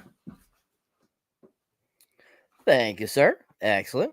Wrath, your thoughts, sir, on the conclusion of the episode? Yeah, so when we first saw the vision of May, the ghost May, when I first saw this, I thought I was like, wait a minute, did she like come to the crash scene? But then when I paid attention to like her running away and OSHA just chasing her, I noticed I was like, there's no footprints on the snow from her. So I'm like, it must be like one of those visions. And I mean, in the previous scenes, they talk about, oh, she had a twin sister, but she died. And then before that, when the Jedi came to the Trade Federation cruiser, it's like, you kind of believed at first that OSHA was the one that killed the Jedi, because she was saying that cruiser, like, yeah, I had a day off. I just went to places. So it's like, they had us thinking, and this is the cool part. They had us thinking at first that OSHA's the one and only, and she killed the Jedi that we saw in the beginning. But then it's like, later on, as Marv said, it's like, they just only believe, like, oh, she had a twin. And then in the final scene, it's like, oh, this twin really does exist. Because we see her like walking towards someone who looks like a Kylo Ren, but isn't Kylo Ren. And that also reminded me of how, in that scene, how they're like saying like, we are one together, one for all, something like that. Like, just that whole sequence reminded me of the relationship that Rey and Kylo Ren have, where it's like, they can be in different places, but somehow it kind of feels like they're in the same place. Like they are bind together by the Force. So in a way, they're tying stuff, Star Wars, like Jedi stuff, from the sequels onto the prequels, which was very unique. And it's a very rare thing. What else? Oh, that planet in the very last scene where we see May meet the Sith Lord. So the whole geography reminded me a lot of The Last Jedi. That planet Acto, where Luke Skywalker was. I believe it was the birthplace of the Jedi, but they also had a place of the Sith. So I was thinking that scene, that very last scene, is actually where Rey went, to face her dark side. And that's the same place where the Sith also originated. So I just like all these ties, these connections between the sequel and the prequel. And what else? Let's see. Oh, I also like this one quote that the Sith Lord said, where it's like, an acolyte does not kill with a weapon. An acolyte kills with a dream. And just that quote alone reminded me of how the Republic went from being dominated by the Jedi to dominated by the Sith. And if you think about it, if you look at Obi-Wan... By killing the dream. Killing with a dream. That's what I said, Jeff. Wait, what did you say? No, killing the dream. Isn't that what he says? No, I thought he said with a dream. He said twice. Like, I think he said the dream, and then after it was the line, like he said twice dreams, but in different contents. Yeah. Okay, but okay, let me move forward with this. I'm sorry, Wrath. I had to fuck you up real quick a little bit. Dude, you always F me up in like all the shows about it. It's funny. And I always like to do that the same to you. With thank you, sir. Thank you, sir. Okay, but let me continue with this because I think this is a great point. So when a guy says an acolyte kills with a dream, okay, look back to the prequel. Look back to the days of the Empire. It's like Palpatine, right? He actually kills the idea of the Jedi by saying like, oh, these are not the peacekeepers.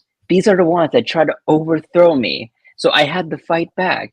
And then if you look at like Obi-Wan and the others, like people said like, oh, the Jedi are bad and stuff like that. This is before they witness all the bad stuff with the Empire.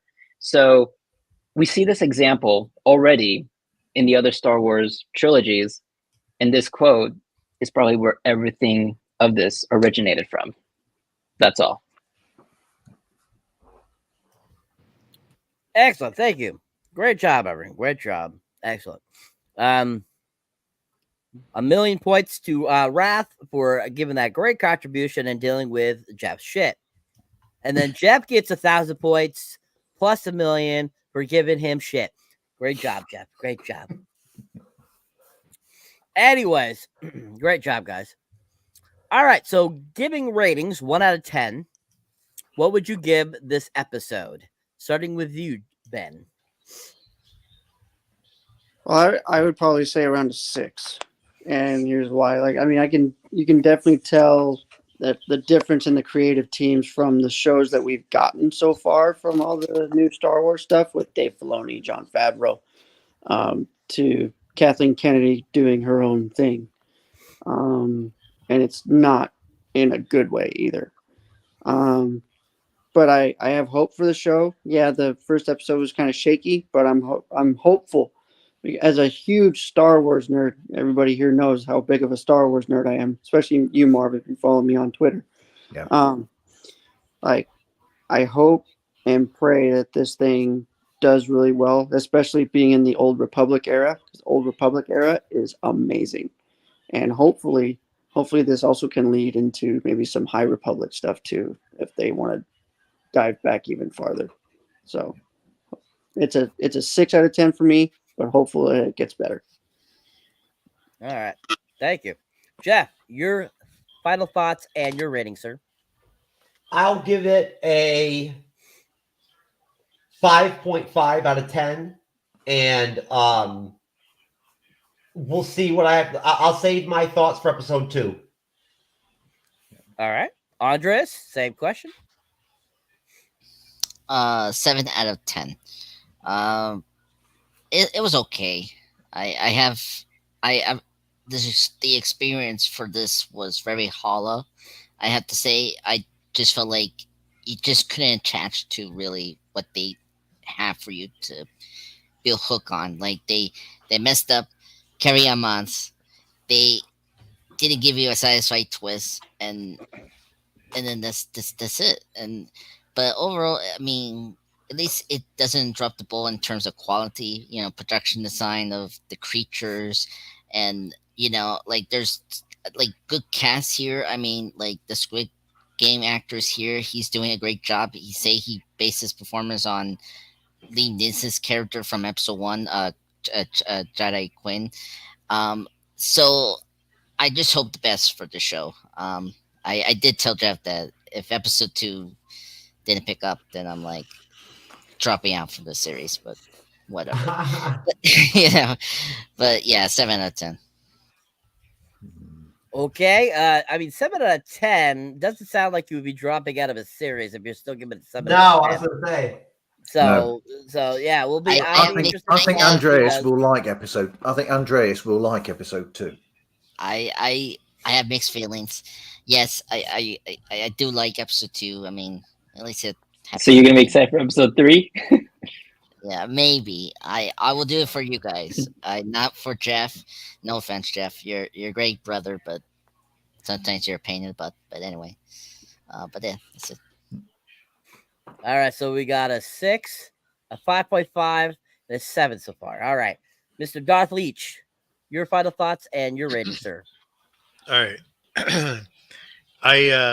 As the first episode, I'm glad that he released the second episode, because based on the first episode, I don't know that I don't think you would have too many people following along to next week's episode if we had to wait a week for episode 2.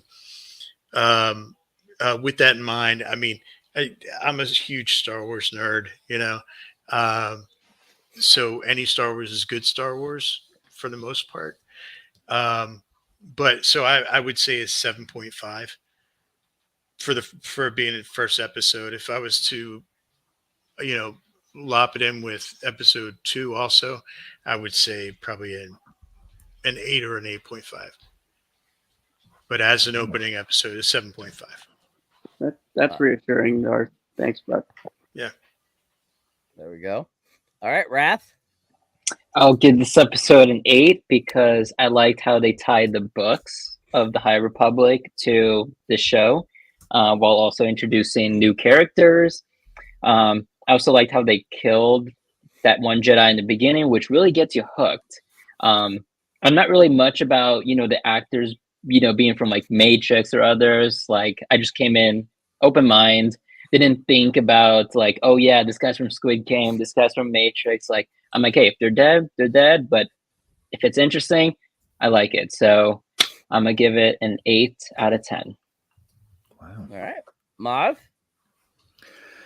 I'm going to be honest and say that I'll give it a 6 out of 10. I thought it was sort of middling. And am I allowed to say that if we go in the younger side of Star Wars, I actually think that Bad Batch is actually a better series. I disagree. You do? Right. You've seen all 3 seasons, right? I'm 3 episodes into season 3 at the moment. Okay. You got to watch the whole thing. I mean, season 3 is pretty great, but I feel more interested with Acolyte, even as a young guy, than Bad Batch. Bad Batch, I'm like on Twitter while I watch it because that's how boring it is. It's just like, I mean, that theory that I came out with between us that I didn't mention out loud. There's things about this series where it could have been handled better. Like that bit where I said that the character of OSHA, it could have been interesting if they'd have stretched it. And I had an alternative idea where they could have had it where OSHA was a split personality, for instance, but she's using the same sort of force trick as Luke used to force himself onto that other planet. But yeah, that could be possible. She doesn't know that she's doing that, but it's a split personality of May that is going over there using that power. So they're both basically the same person. And that would have been an interesting way to look at it. The dichotomy of having two characters in the same person, like a schizophrenia sort of thing. Right. But you need to be like high level in the Jedi arts in order to do that. Like Luke actually had to like go through the old text just to learn how to do that. That's why OSHA couldn't do that, because she just left when she's a youngling. Unless she's already met this supposed Sith Lord or something that's training May and not her. But that's not a Sith trait, I don't think. It wasn't a Jedi trait until Luke did it in that film. It was in the Jedi text, so that's why he was able to do it. Well. All right. Excellent, guys. All right. I'm going to drop my rating. I gave it a 4. It did not entertain me as well as I thought it could have. There was a lot to it that I thought was crap. It was racist. The acting was horrible.